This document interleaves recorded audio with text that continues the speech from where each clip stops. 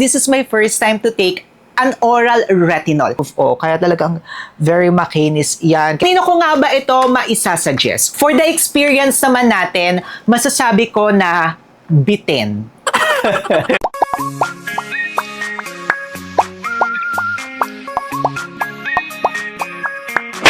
Hi mga kamukha! Hi mga kamukha, Taipei nagbabalik. Ako po si Sir Lawrence, ang inyong pambansang human guinea pig. Heart! Para po sa video natin ngayong araw na ito, saan pa ba kayo pupunta ba sa usapang supplement review kundi dito sa ating channel. At ang re-review nga po natin ngayong araw na ito ay from sikat na brand. Very successful yung kanilang collagen na product at ngayon may kakaiba silang i-offer sa atin. Walang iba kundi ang Freshies Mango Milk na may retinol! Pag-uusapan natin yan maya-maya mga kamukha.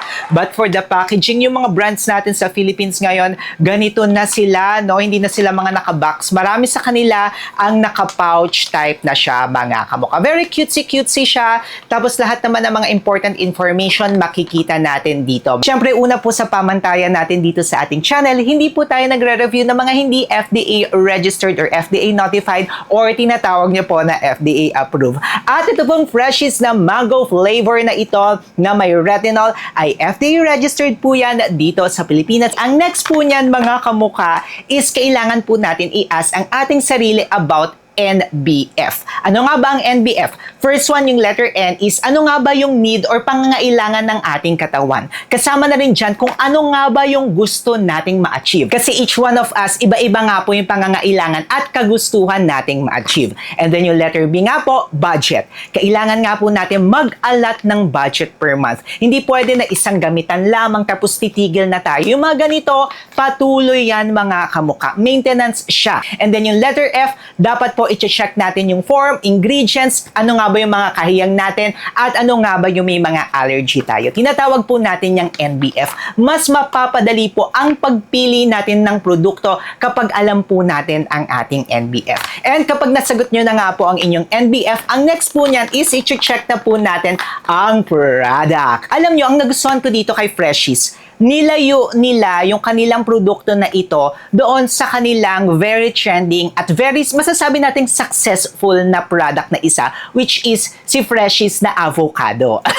May separate video tayo niyan kung gusto nyo rin yung mapanood mga kamukha. So ang kagandahan nito, very different siya. Kasi, though may collagen po ito mga kamukha, pero hindi nila ganoon na finocus sa collagen. Kasi yung Freshies avocado, talagang nakafocus yun sa collagen. Eto naman mga kamukha, kung makikita po natin yan dito, iba yung kanilang finofocus dito. Very different yung approach nila. Kasi yung ibang mga brand, ang gagawin lang, papalitan lang nila ng konti, pero very same pa rin ng formulation. Eto, ang nagustuhan natin, lumihis sila ng landas. Ayan.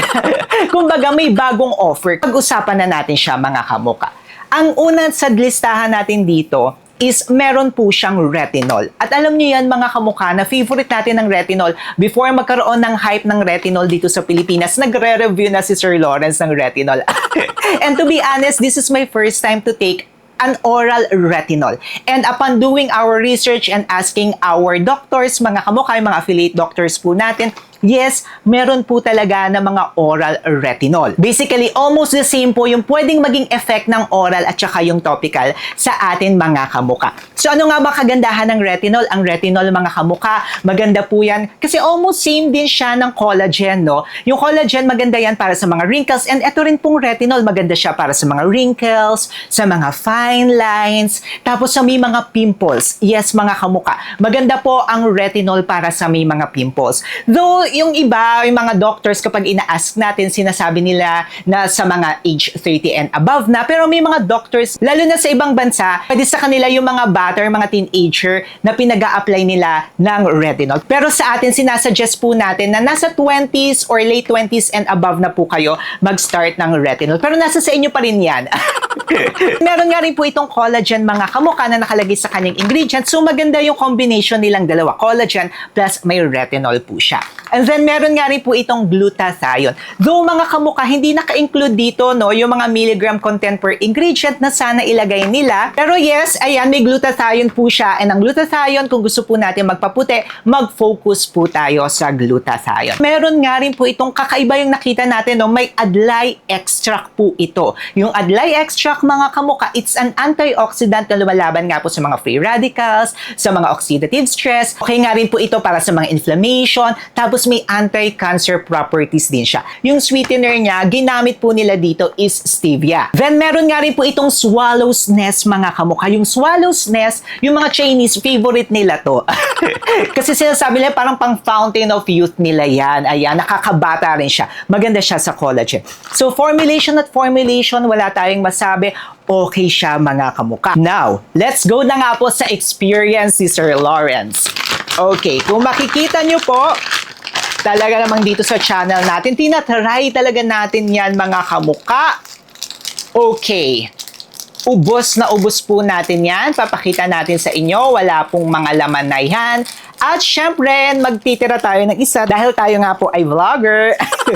Timpla tayo sa ating baso na may kasama po siya na ice. Para po sa akin, I don't suggest po na sa malamig nyo siya ihalo. Pwedeng maghalo muna kayo or itimpla nyo po siya sa medyo warm water. Kasi unlike sa iba nating mga natotryers, ang dami po natin natotry dito na mabilis talagang ma-dissolve. Ito po, kung makikita nyo, kahit nakakailan na tayo, medyo mahirap talaga siya. Inumin na nga po natin. Okay. Ang nakalagay po dito sa kanila is mango milk siya. Masasabi ko sa taste niya, hindi siya yung parang life-changing. Hindi siya yung parang masasabi ko, ito yung pinakamasarap. Sakto lang siya mga kamukha.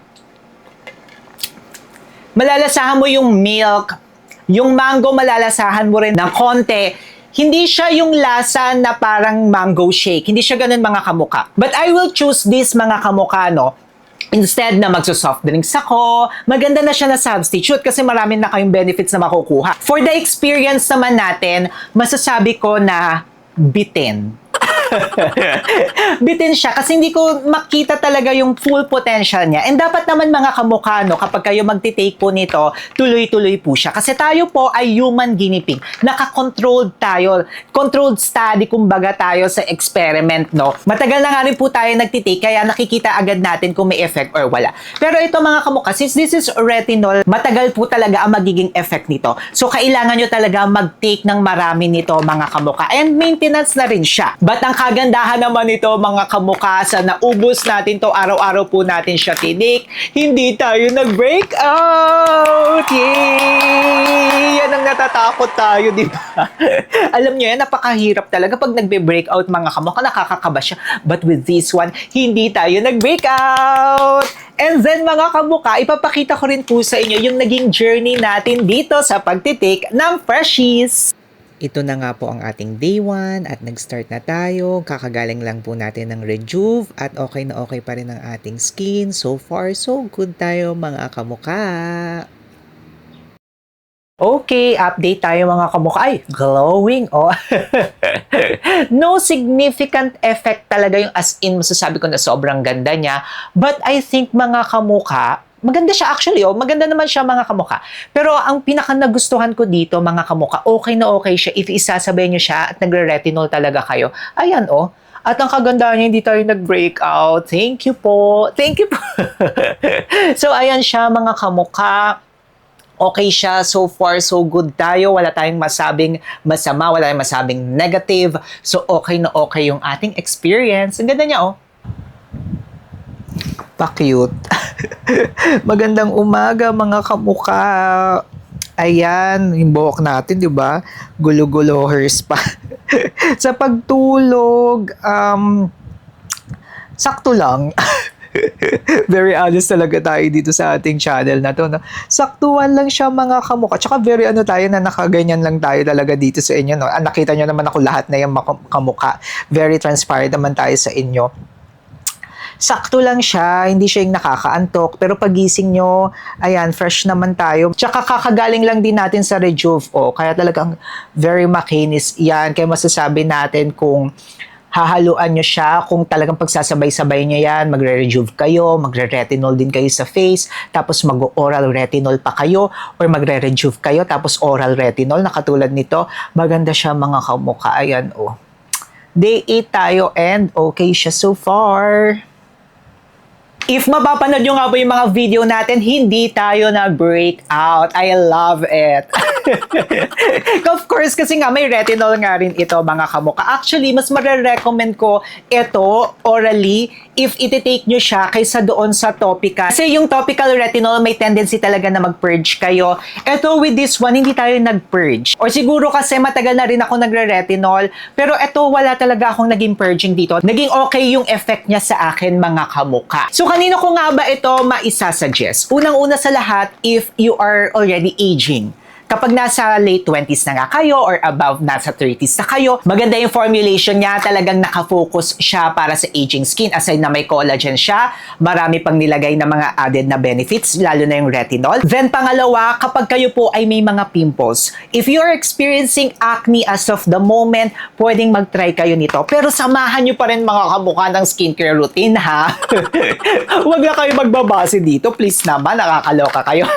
Tapos kapag may acne kayo, haluan nyo rin po ito. Haluan talaga. Sabayan nyo nga rin po ito ng mga probiotics. Kasi if maganda nga po ang ating gut health, nagre-reflect po yan sa ating skin. Kung baguhan din kayo, pwedeng-pwede siya mga kamuka. Kasi hindi nga po tayo nagkaroon ng breakout dito or nagkaroon ng purging, pero magdedepende pa nga rin po yan sa reaction ng katawan nyo. Kung purging at purging lang mga kamuka, hindi ko na-experience yan, kaya marirecommend or masasuggest ko po sa inyo ito. Hindi siya nakakatakot inumin, FDA registered siya mga kamuka. Tapos kung kayo rin naman ay expert na, okay na okay rin siya, katulad ni Sir Lawrence, expert na. Next, if you are looking for a substitute sa topical na retinol, baka pwede nyo po itong i-consider na iniinom naman. Ayan. Kasi di ba hype na hype yung mga retinol ngayon, baka ito naman yung para sa inyo mga kabuka. Pwede nyo nga rin po itong isabay sa mga glutathione supplement nyo, sa mga collagen supplement nyo, yung mga nakafocus talaga doon mga kamuka. But this alone, pwede siyang maging stand-alone din mga kamuka. Nag-glow naman yung ating skin with the help of course of other products din. Baka mapeke kayo, kaya maglalagay po tayo ng legit shop dyan sa baba. Nire-research po ng ating team yan. Curious ka nga ba sa retinol at gusto mong malaman ito yung 5 things I wish I knew before using retinol? Meron po tayong separate video niya mga kamukha. Siyempre mag-subscribe na rin kayo kay Sir Lawrence. Paano ba yan? Until our next video po, paalis na po ako. Click nyo na to.